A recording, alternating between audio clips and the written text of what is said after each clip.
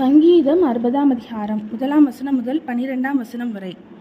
தேவனே, நீர் எங்களை கைவிட்டீர், எங்களை சிதறடித்தீர், எங்கள் மேல் கோபமாயிருந்தீர், மறுபடியும் எங்களிடமாய் திரும்பியருளும்.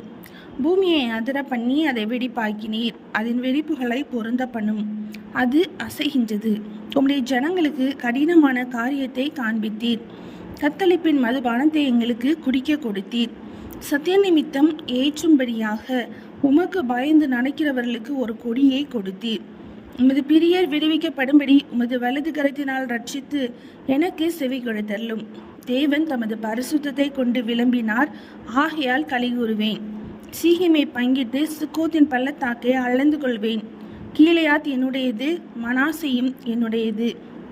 எப்ராயிம் என் தலையின் பலன், யூதா என் நியாய பிரமாணிகன், மோவாப் என் பாத பாத்திரம். ஏதோமின் மேல் என் பாதரட்சையை எரிந்து போடுவேன். பெலிஸ்தியாவே, என் நிமித்தம் ஆர்ப்பரித்துக்கொள்.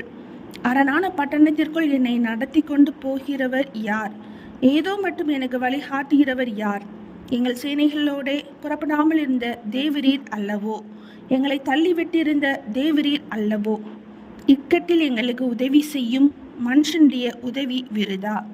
தேவனாலே பராக்கிரமம் செய்வோம். அவரே எங்கள் சத்துருக்களை மிதித்து போடுவார். சங்கீதம் 60ஆம் அதிகாரம் முடிந்தது.